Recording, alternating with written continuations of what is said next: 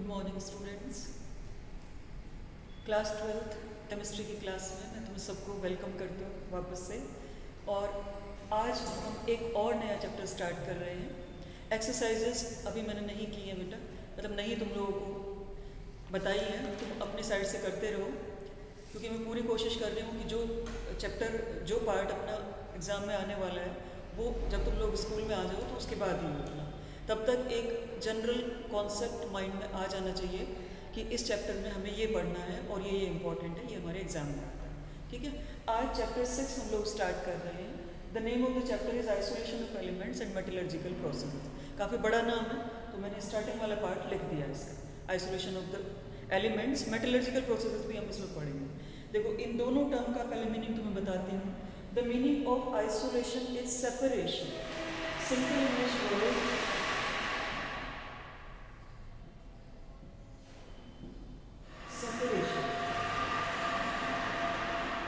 for the isolation. Next term is metallurgy. Metallurgy में यहाँ पर लिखी है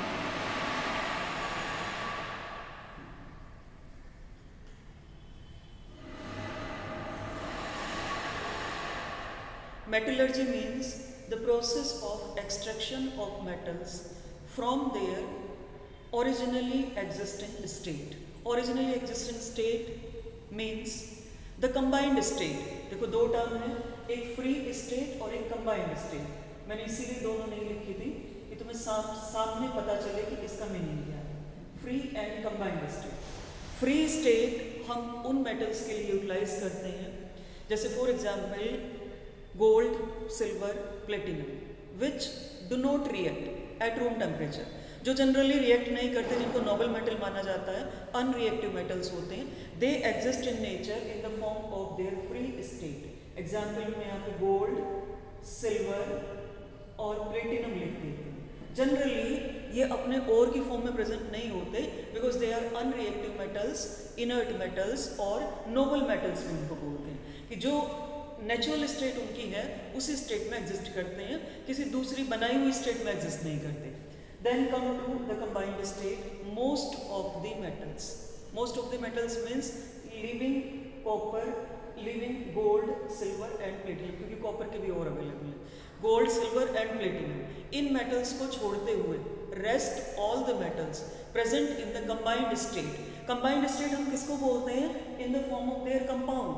सिंपल मीनिंग इसका समझ लो, कंपाउंड के स्टेट में अगर कंपाउंड बनाकर मेटल प्रेजेंट है तो उसको कंबाइंड स्टेट बोला जाता है। For example copper is present in the form of copper sulphide, copper is also present in the form of oxide, copper is also present in the form of CuOH, gold twice। ठीक है, तो copper की ये मैंने सिर्फ copper लिखी, and rest other metals have many ores, जिनको हम ओर्स बोलेंगे। अभी ओर्स में बताऊंगी इनके कुछ एग्जाम्पल तुम्हें। ये बात क्लियर हुई? देखो मैंने 4 टर्म अभी तक बताई है तुम्हें। Isolation means separation of the metallic element.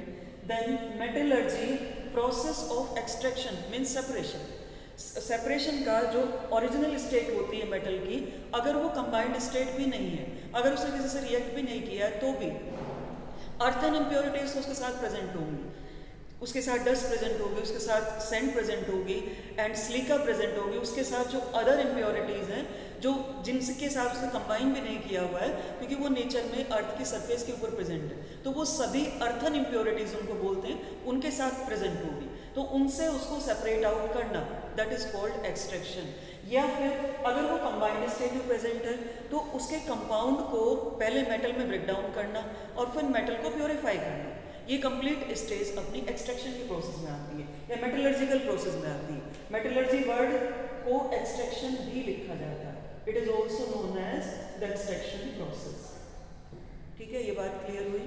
अच्छा, फिर मैंने 2 टर्म तुम्हें बताई हैं, free state and combined state. The metals which do not react in nature, they are present in the free state, and the metals which react with oxygen, water or sulfur, any element present in the environment, they are present in their combined state. For example copper sulfide, Cu2O, CuOH, gold twice, ये copper के कुछ और हैं जो मैंने यहाँ लिखी हैं। Now come to the next term, that is mineral and ore। इन दोनों वर्ड्स में डिफरेंस पूछते हैं। ऐसे ही मैंने 2 वर्ड और लिखे हैं, स्लैग एंड गैंग, इनमें भी डिफरेंस पूछते हैं, रोस्टिंग एंड कैल्सिनेशन, इनमें भी डिफरेंस पूछते हैं। इसलिए मैंने दोनों को एक लाइन में ना लिखकर इनको मैंने डिफरेंस की ही तरह से लिखा है। जो मेन बेसिक डिफरेंस है वो मैं यहाँ बोर्ड पर एक एक वर्ड में लिखूंगी दोनों टर्म के बीच में। देखो मिनरल एंड ओ, मिनरल क्या है? मेटल की combined state plus that part of the earth which exist with the combined state of metal. थोड़ा सा समझने की कोशिश करो। जो मेटल्स है जनरली कहाँ प्रेजेंट होती है? रॉक की सरफेस के ऊपर प्रेजेंट होती है। या फिर तुमने सुना होगा, कई बार तुमने सुना होगा कि वहाँ पे खुदाई हुई और खुदाई होने से वहाँ से हमें एक खनिज प्राप्त हुआ। तो या तो अर्थ की सरफेस के नीचे दबी हुई होती है या फिर रॉक्स के सरफेस के ऊपर होती है। तो जो रॉक्स की सरफेस के ऊपर प्रेजेंट है वहाँ तुम समझ सकते हो कि जो plants, animals, very small cellular animals जिनका बहुत छोटा स्ट्रक्चर होता है वो वहाँ प्रेजेंट होंगे अर्थ की सरफेस के ऊपर, वहाँ सर्वाइव कर रहे होंगे, रॉक्स के ऊपर सर्वाइव कर रहे होंगे। तो उनके जो डेड पार्ट्स हैं, डेड रिमेन्स हैं, वो मिले हुए होंगे अपनी मेटल के साथ। दूसरी चीज़ सिलिका, SiO2 जो कि मिट्टी का दूसरा फॉर्म है, वो मिली हुई होगी, सैंड की फॉर्म में मिली होगी, डस्ट की फॉर्म में मिली होगी, ठीक है। और जो उसकी एलुवियल फॉर्म है या जितनी भी फॉर्म है मिट्टी की, टोटल 2, 3, 4 फॉर्म है, उन फॉर्म में मिली हुई होती है। क्योंकि जोधपुर से बाहर निकलते हुए मुझे याद आता है जब हम जाते हैं तो कहीं पे तो रेड कलर दिखाई देता है रॉक का और कहीं पर उसका ब्लैक कलर दिखाई देता है। तो वो जो कलर दिखाई दे रहा है वो उसके सॉइल के टाइप का कलर दिखाई दे रहा है, तो वो इसमें मिली हुई होती है। वहाँ पे जो भी अपना मिनरल प्रेजेंट होगा उसके अंदर वो मिली हुई होगी, ठीक है, वो प्रेजेंट है। तो ये सारी चीज़ें मिलाकर हम इसको मिनरल बोलते हैं। And metal in the combined state is a part of mineral, not the mineral. Metal in combined state is not a mineral. Metal in combined state is the ore. Metal अपने oxide की form में, अपने sulphide की form में, अपने hydroxide की form में या अपने कार्बोनेट की फॉर्म में, अपने सल्फेट की फॉर्म में, जिस भी फॉर्म में मेटल प्रेजेंट हो सकती है नेचर में, वो मैं एक टेबल में लिखूंगी कि ये सारी फॉर्म नेचर में प्रेजेंट हो सकती है मेटल की। जिस भी फॉर्म में प्रेजेंट हो सकती है उन सारी फॉर्म के लिए हम एक कंबाइंड टर्म केमिस्ट्री में यूज करते हैं और उस टर्म को और बोला जाता है। तो मैं यहाँ पर क्या लिख रही हूँ कि these are the combined state of the metal, combined state of metal, ठीक है। और ये कंबाइंड स्टेट तो है ही, साथ में इसमें क्या है? Earthen impurities. अर्थ की सरफेस के ऊपर प्रेजेंट होने के कारण जो इम्प्योरिटीज हो सकती हैं वो भी इसमें साथ साथ प्रेजेंट होती हैं। तो दोनों में बेसिक डिफरेंस यही होता है। अब क्वेश्चन क्या पूछा जाता है, तुम्हारी बुक का ही क्वेश्चन जो मैं बोल रही हूँ भी और बोर्ड में भी कितनी बार आ चुका है। क्वेश्चन क्या पूछते हैं? इज मिनरल एन और एन मिनरल, ठीक है। हिंदी में मीनिंग इसका बताती हूँ। क्या एक मिनरल और हो सकता है या और मिनरल हो सकता है? ये क्वेश्चन, ठीक है। तो हम क्या बोलेंगे, उसका आंसर हम क्या बोलेंगे? An ore can be a mineral but a mineral can not be an ore, क्योंकि मिनरल में केवल कंबाइंड स्टेट नहीं है, बाकी चीजें भी हैं, तो उसको हम केवल और नहीं बोल सकते हैं। उसको हम क्या बोल सकते हैं? उसको मिनरल ही बोला जाएगा। तो मिनरल का पार्ट और है लेकिन और का पार्ट मिनरल नहीं है। ये बात समझ में आई? दोनों में डिफरेंस क्लियर है? इसको बड़ा समझो, इसको छोटा समझो, ठीक है। ये हमारे मतलब की चीज़ है, ठीक है। ये अपने मतलब की चीज़ है जो हम मिनरल से निकालते हैं, मिनरल से सेपरेट करते हैं जो। अच्छा, अब 2 टर्म मैंने और लिखी बेटा, ये आगे के प्रोसेस में आएंगे, इस प्रोसेस में आएंगे। जो मैंने थर्ड प्रोसेस यहाँ लिखा हुआ है इस प्रोसेस में 2 टर्म आने वाले। फिर भी तुम्हें बेसिक आइडिया इसका बता देती हूँ, 10th में तुम पढ़ भी चुके हो। Roasting and calcination. Roasting is heating of metal ore, heating metal ore in presence of O2। O2 की एक्सेस में यदि मेटल ओर को हीट किया जाता है तो जो प्रोसेस हम फॉलो कर रहे हैं दैट इज कॉल्ड रोस्टिंग। और इसका उल्टा heating in absence of O2, ठीक है। Heating in absence of O2 का मतलब ये नहीं कि बिल्कुल हमें वैक्यूम क्रिएट करना पड़ेगा कि ऑक्सीजन नहीं हो वहाँ पर। Heating in absence of O2 का मतलब ये है कि और के लिए ऑक्सीजन रिक्वायर्ड नहीं है। अगर ऑक्सीजन होगी भी वो तभी भी हीट किया जा सकता है क्योंकि वो ऑक्सीजन को एब्जॉर्ब नहीं करेगा, लेकिन यहाँ पर अपना और ऑक्सीजन को एब्जॉर्ब करेगा। ठीक है, डिफरेंस में मेटल ओर का नाम भी बताती हूँ कि कौन कौन से मेटल ओर है। वैसे ये प्रोसेस अपना आएगा अभी आगे, इस थर्ड पार्ट में आएगा, फिर भी एक बार मैं बता देती हूँ किसको ऑक्सीजन में हीट करने की जरूरत पड़ती है और किसको ऑक्सीजन में हीट करने की जरूरत नहीं पड़ती है। जैसे कॉपर सल्फाइड ओर ऑक्सीजन में हीट करेंगे सल्फर डाइऑक्साइड बन जाएगी। ठीक है, carbonate ZnCO3 zinc carbonate, calamine बोलते हैं इसको, जिंक कार्बोनेट को अगर हीट करेंगे ऑक्सीजन को इससे लेने की जरूरत नहीं पड़ेगी। तो अगर हीट करेंगे तो हीट करते ही कार्बन डाइऑक्साइड निकल जाएगी और मेटल का ऑक्साइड बन जाएगा। ठीक है, क्योंकि इस प्रोसेस में ये दोनों के दोनों प्रोसेस इन्वॉल्व होते हैं, रोस्टिंग और calcination, depending on the nature of the metal ore. अगर कार्बोनेट ओर है तो ऑक्सीजन एब्जॉर्ब नहीं करेगा, हीट करने पर ऑक्साइड में कन्वर्ट हो जाएगा। लेकिन अगर सल्फाइड ओर है तो कंपल्सरीली ऑक्सीजन एब्जॉर्ब करेगा, सल्फर डाइऑक्साइड गैस बनाएगा और अपने आप भी ऑक्साइड में कन्वर्ट हो जाएगा। ये दो प्रोसेस है, रोस्टिंग एंड कैल्सिनेशन। क्योंकि इनमें डिफरेंस पूछ लेते हैं इसलिए मैंने अलग से तुम्हें बता दिया इनके बारे में। अब आते हैं बेटा मेटलर्जिकल जो प्रोसेस है, प्रोसेस ऑफ आइसोलेशन, उसको हम टोटल 4 कैटेगरीज में डिवाइड करते हैं। 4 कैटेगरीज में से first category is grinding of the ore, second category concentration of the ore, third category formation of the oxide, fourth category purification of the ore. ये बात समझ में आई? अब एक और इम्पॉर्टेंट चीज समझ लो कि जितने हम मेटल को एक्सट्रैक्ट आउट करते हैं, जितने मेटल के लिए मेटलर्जिकल प्रोसेस फॉलो किया जाता है, उन सब में इन चारों का होना कंपलसरी नहीं है। कुछ मेटल ऐसे हैं जो फर्स्ट स्टेप तक आते ही अपनी आइसोलेट की जा सकती हैं, कुछ मेटल ऐसे हैं जिनका सेकंड स्टेप पर आइसोलेशन हो जाता है, कुछ मेटल ऐसे हैं जिनके लिए थर्ड स्टेप तक जाना पड़ता है, और कुछ मेटल ऐसे हैं, केवल कुछ वेरी फ्यू मेटल्स, जिनमें हमें लास्ट स्टेप फॉलो करना पड़ता है। ये बात समझ में आई? तो एक चीज तो बिल्कुल क्लियर कट समझ लो कि तुमसे एग्जाम में कोई लॉन्ग आंसर क्वेश्चन चारों के ऊपर तो नहीं पूछा जाएगा, क्योंकि चारों के चारों प्रोसेस सारे मेटल्स में यूटिलाइज नहीं होते। द रीजन इज कि चारों प्रोसेस हमें जरूरत नहीं पड़ती हर मेटल की। अब सीक्वेंस वाइज हर एक प्रोसेस पर चलते हैं। देखो, इनमें से 2 प्रोसेस मैं आज कंप्लीट कराऊंगी, तुम्हारे 2 प्रोसेस में कल कंप्लीट कराऊंगी। उसके बाद जो अपने मेटल्स अपने सिलेबस में है इंडिविजुअल उनकी मेटलर्जी, वो हम पढ़ेंगे। ये भी बहुत ज़्यादा लंबा चैप्टर नहीं है, और क्योंकि जनरल चैप्टर है, बेसिक इसका तुम पढ़ चुके हो 10th क्लास में, ठीक है, तो ये तुम्हें समझ में भी आ जाएगा, क्योंकि बहुत ज़्यादा केमिकल क्वेश्चंस नहीं आने वाले। Then come to the first part of process of isolation, grinding of the ore. Grinding English की टर्म है, हिंदी में इसका मीनिंग होता है पीसना, ओर को पीसना। अब ओर को पीसने की क्यों जरूरत पड़ती है, ग्राइंडर की क्यों जरूरत पड़ती है?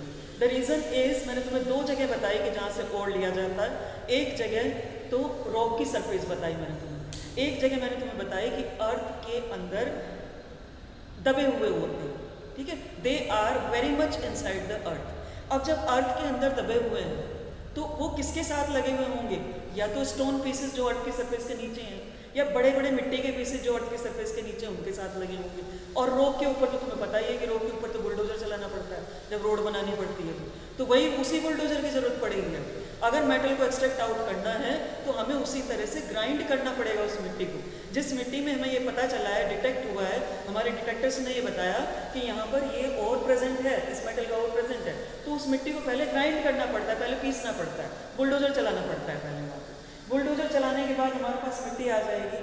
अब वो जो मिट्टी आएगी, देखो उसका फायदा क्या होगा कि उसमें जो अर्थ के पार्टिकल्स हैं, because the main element present on the surface of earth is silicon, तो जो सिलिकॉन के पार्टिकल हैं SiO2 हैं, वो अपनी पाउडर फॉर्म में आ जाएंगे, और उनको तो हम वैसे भी पहचान सकते हैं, मिट्टी को हम वैसे भी पहचान लेते हैं कि मिट्टी का पार्ट आया हुआ है, ठीक है। एक तो वो आ जाएंगे अपनी पाउडर फॉर्म में। दूसरी चीज, जो हार्ड मेटल्स हैं वो पाउडर फॉर्म में कन्वर्ट नहीं हो पाएंगे, जो हार्ड मेटेलिक ओर्स हैं वो पाउडर फॉर्म में कन्वर्ट नहीं हो पाएंगे। तो एक तो ये तरीका हुआ सेपरेट करने का, यहीं से सेपरेट कर लेंगे। लेकिन अगर ऐसा नहीं होता, सपोज जैसे कॉपर सल्फाइड है तो इसको हम ग्राइंड कर सकते हैं, पीसा जा सकता है, इसको कैलेमाइन को भी पीसा जा सकता है। अगर इनको पीसा जा सकता है तो पीसने पर जो इनके पीसेस होते हैं, उन पीसेस को हम फर्दर कॉन्सेंट्रेशन के मेथड से सेपरेट आउट करने की कोशिश करेंगे। ये बात समझ में आई? लेकिन ये वाला पार्ट सबसे पहले फॉलो करना जरूरी है, द रीज़न इज कि रॉक के बहुत बड़े पार्ट को हम और सेपरेशन के लिए यूटिलाइज नहीं कर सकते, क्योंकि वो एक मिनरल है और मिनरल से हम डायरेक्ट मेटलर्जिकल प्रोसेस से मेटल को एक्सट्रैक्ट आउट नहीं कर सकते। हमें पहले और बनाना पड़ेगा, पहले और को उस मिनरल से सेपरेट आउट करना पड़ेगा, तब जाके हम बना पाते हैं। तो यहाँ पर इसके लिए ग्राइंडिंग ऑफ द ओर किस लिए की जाती है? So that we can get the ore in sufficient amount, sufficient amount of the powdered ore, क्योंकि यहाँ पर वो पाउडर्ड बन चुका हो। ये बात आई समझ में? अच्छा, अब कॉन्सेंट्रेशन ऑफ द ओर के लिए मैंने ये स्पेस खाली छोड़ी हुई है, because this is important part, this is very important. ठीक है, दिस इज इंपॉर्टेंट, मैं ये कॉन्सेंट्रेशन ऑफ द ओर। देखो पहला पार्ट है इसका gravity separation.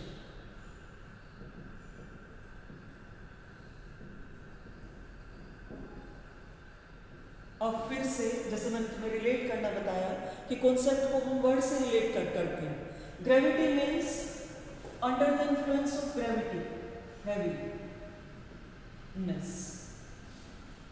Simple meaning heaviness मतलब और या अर्थ की जो इम्प्योरिटी उसके अंदर प्रेजेंट है, क्योंकि वो इस स्टेप में निकलेंगे नहीं सारे।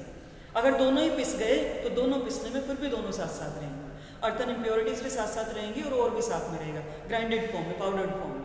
ठीक है, तो अगर दोनों साथ साथ हैं तो हम ग्रेविटी सेपरेशन फॉलो करते हैं। ग्रेविटी सेपरेशन में जो हैवी पार्ट है, फॉर एग्जाम्पल अपना और, क्योंकि मेटल का बना हुआ होता है, it is heavy part. Copper is a heavy metal. Copper के तुमने वायर देखे हैं बने हुए, ठीक है, हैवी मेटल होती है। आयरन तुमने देखा कितना हैवी मेटल है। स्पेशली आयरन के लिए ये मेथड हम फॉलो करते हैं। एग्जाम्पल मैं यहाँ लिख देती हूँ, कॉपर के लिए भी फॉलो करते हैं, but basically for the iron this method is utilize for the iron. Iron का जो और हम लेते हैं सेपरेट आउट करने के लिए इस मेथड से, दैट इज हीमेटाइट।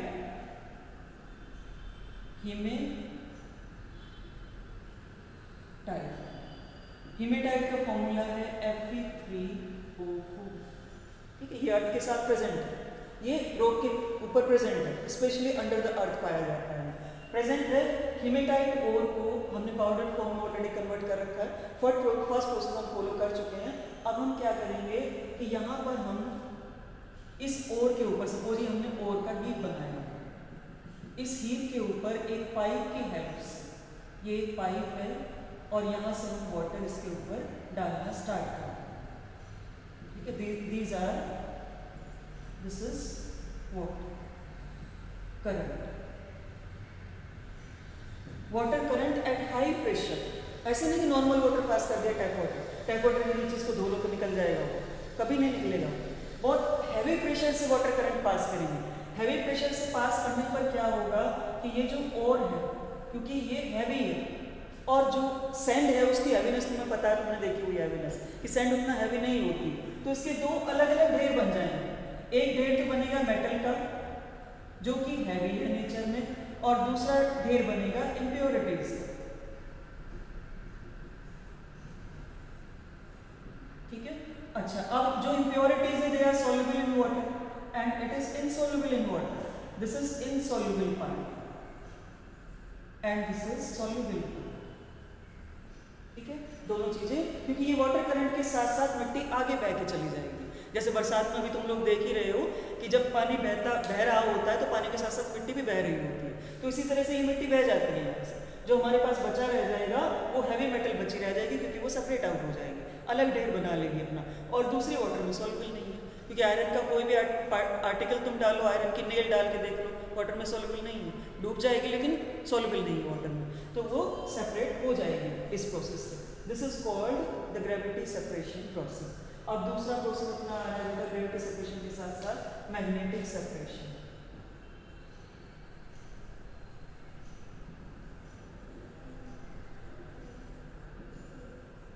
देखो मैग्नेट वर्ड यहाँ पर यूज हुआ, इसका मतलब जो मैग्नेटिक फोर्स है हम उसको यूटिलाइज करेंगे।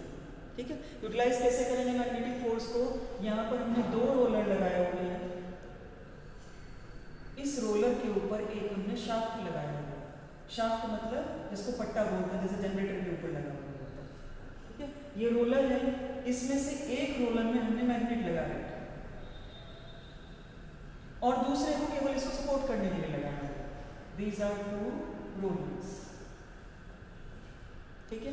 अच्छा, अब क्या होगा, हम इस शाफ्ट के ऊपर यहाँ पर फर्स्ट पार्ट में इसमें जो हमने ओर बनाया ग्राइंडेड फॉर्म में, पाउडर्ड फॉर्म में, ये ग्राइंडेड ओर यहाँ पर डाल दिया, पट्टा हमारा लगातार घूम रहा है, ठीक है। किसी भी हेल्प से हमने इसको मोटर से कनेक्ट किया हुआ है या किसी दूसरी डिवाइस से कनेक्ट किया हुआ है, लेकिन ये लगातार घूमता जा रहा है, घूमता जा रहा है। अब जो और पार्टिकल जिनकी नेचर मैग्नेटिक होती है, जैसे अपने आयरन की नेचर भी मैग्नेटिक होती है, ठीक है। तो जिन और की मैग्नेटिक नेचर होती है, आयरन के साथ साथ और भी मेटल्स हैं, tin is also magnetic in nature. तो जो मैग्नेटिक नेचर वाले और हैं, वो मैग्नेटिक नेचर वाले पार्टिकल्स इस रोलर के नीचे आएंगे, और जिनकी नेचर मैग्नेटिक नहीं है वो उससे दूर भागेंगे, और दूर भागने की वजह से वो इस रोलर के नीचे आएंगे, ठीक है। हम यहाँ से लगातार डालते जा रहे हैं, हमारा जो शाफ्ट है हम यहाँ से लगातार इसके ऊपर डालते जा रहे हैं शाफ्ट के ऊपर, ये ग्राइंडेड फॉर्म डालने पर दोनों का अलग अलग सेपरेशन हो रहा है। ये मैग्नेटिक और यहाँ पर आ जाएगा, और पार्टिकल्स क्योंकि वो मैग्नेटिक है, और यहाँ पर अपनी इम्प्योरिटीज आ जाएगी। This is the magnetic separation method. समझ में आई ये बात? जिन मेटल्स में मैग्नेटिक नेचर होती है, जिन मेटल्स की मैग्नेटिक नेचर होती है, जिनको मैग्नेट बनाने में यूटिलाइज करते हैं, जैसे निकल को भी यूटिलाइज करते हैं, मैग्नीज को भी यूटिलाइज करते हैं, और निकल मैग्नीज के अलावा अपने टिन को भी यूटिलाइज करते हैं। तो इन मेटल्स को, डी ब्लॉक के मेटल्स है सारे, तो जिनको हम मैग्नेट बनाने में यूटिलाइज करते हैं, उन मेटल के लिए ये सेपरेशन मेथड फॉलो किया जा सकता है। समझ में आई ये बात? अब बेटा तीसरा मेथड और है, और वो इन दोनों से ज़्यादा इंपॉर्टेंट है, इसलिए मैं इसका डायग्राम यहाँ से रिमूव कर रही हूँ।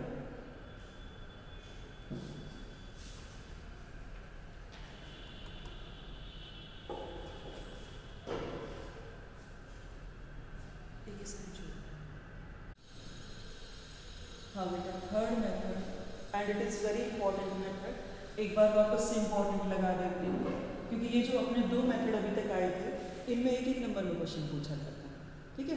तो बहुत ज़्यादा मतलब इनका डायग्राम बनाने के लिए नहीं आता तुम्हारे पास, लेकिन जो थर्ड मेथड है ये थोड़ा सा ज़्यादा इंपॉर्टेंट वाला मेथड। इस मेथड को हम बोलते हैं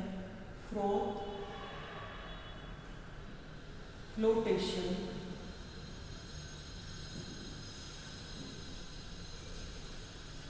मेथड, ठीक है। वापस से अपने वर्ड मीनिंग की तरफ जाए। फ्रोथ वर्ड का मीनिंग है फोम या झाग, हिंदी में इसको झाग समझ सकते हो, ठीक है। फ्लोटेशन वर्ड का मीनिंग है बहना, टू फ्लो।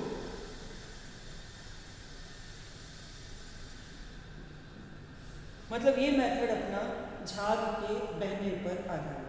अब अपने माइंड में इमेजिन कर लो, कपड़े धोने के टाइम सर्फ डाला हुआ है और सर्फ के जो झाग बन रहे हैं वो बकेट अपने माइंड में इमेजिन करके रखो, ठीक है।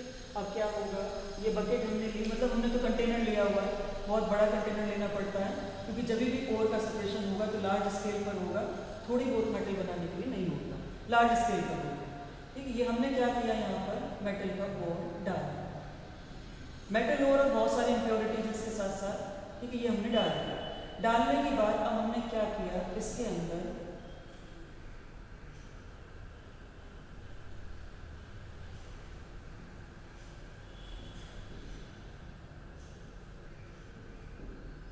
एयर, ठीक है, दो साइड से वो डिवाइस लगाई है कि जो हम एयर पास कर सकें, और एयर भी कैसे, wind, high velocity air, wind उसी को बोलते हैं हाई वेलोसिटी एयर, इसमें पास की जा सके। दूसरी चीज हमने इसमें एक चीज और मिलाई है, टर्पेंटाइन ऑयल, पाइन ऑयल और टर्पेंटाइन, ठीक है। अच्छा, यहाँ पर अपने झाग बनाए, दीज आर द फॉर्म,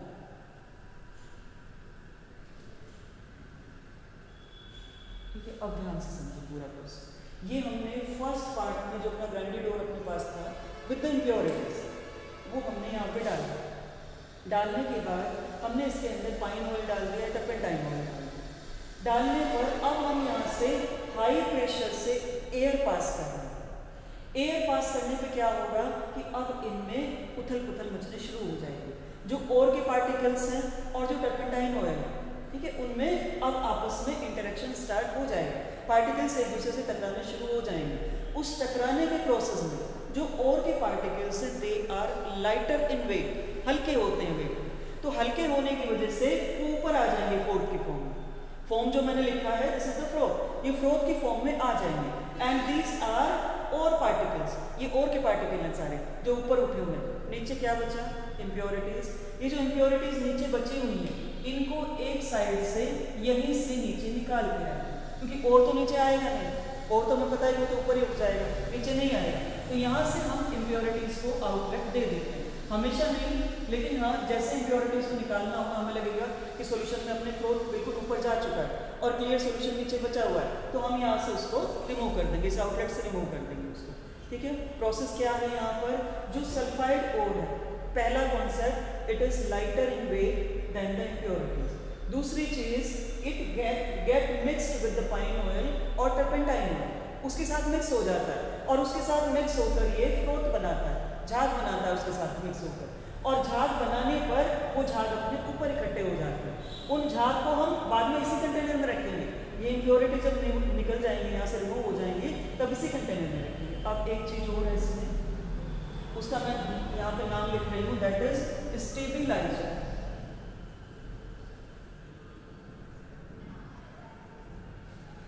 कुछ केमिकल कंपाउंड्स हैं जो इसके अंदर मिलाए जाते हैं टू स्टेबिलाइज द फ्लोट। ऐसा ना हो कि एक बार फ्लोट बनने के बाद वापस से वो डिसॉल्व हो जाए इसके अंदर, तो इसलिए यहाँ पर कुछ स्टेबिलाइजर्स मिलाए जाते हैं, जैसे एनिलीन उनमें से एक एग्जाम्पल। मतलब बेंजीन के कुछ कंपाउंड्स हैं जिनको मिला दिया जाता है और मिलाने के बाद अपना फ्लोट स्टेबिलाइज हो जाता है। एक दूसरा वर्ड और है जो बुक में है और एक नंबर में पूछा भी जाता है, डिप्रेसेंट। डिप्रेसेंट क्या है? अगर हमें ये लग रहा है कि जो विंड है वो बहुत हाई प्रेशर की विंड हमने इसके अंदर ब्लो कर दी, ब्लो करने पर अब हमें ये कंडीशन लग रही है कि जो फ्लोट है वो ऊपर से निकल जाएगा, वो निकल जाएगा, या फिर ऐसा होगा कि ज़्यादा हाई प्रेशर से वो डिसॉल्व हो जाएगा इसके अंदर। तो हम क्या करेंगे, उसके प्रेशर को थोड़ा कम करने के लिए, झाग थोड़े कम बने, झाग के प्रोडक्शन को, फ्लोट के प्रोडक्शन को रिड्यूस करने के लिए डिप्रेसेंट मिला देते हैं इसके अंदर। डिप्रेसेंट में जैसे सोडियम साइनाइड NaCN मिला दिया जाता है to depress the formation of the float. ये बात आई समझ में? तो स्टेबिलाइजर और डिप्रेसेंट ये तभी मिलाए जाते हैं कि अगर कंडीशन आउट ऑफ कंट्रोल हो रही है, अदरवाइज नहीं मिलाती। अपना नॉर्मल प्रोसेस यही है कि फ्लोट बन गया, फ्लोट बनने के बाद हम फ्लोट को इसी कंटेनर में रखेंगे और आउटलेट के थ्रू हम इम्प्योरिटीज को रिमूव होने देते हैं। ठीक है, अब एक चौथा जो प्रोसेस अपना बचा हुआ है, एक और प्रोसेस है, उस प्रोसेस का मैं थोड़ा सा इंट्रोडक्शन तुम्हें दे देती हूँ। फोर्थ प्रोसेस लीचिंग, और इसी का दूसरा नाम है और केमिकल सेपरेशन।